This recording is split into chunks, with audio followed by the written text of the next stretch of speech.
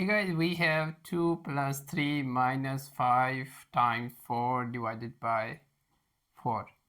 Okay, step 1, recall the order of operations, PEMDAS or BODMAS. Step 2, identify any multiplication or division. We see 5 times 4. Do these from left to right. Okay, first 5 times 4.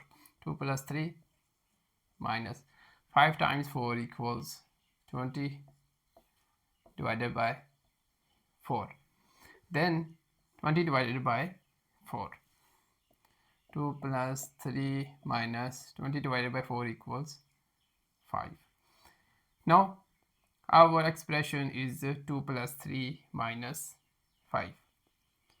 Do addition and subtraction from left to right. First plus, right? So 2 plus 3 equals 5 minus 5. Then 5 minus 5 equals 0.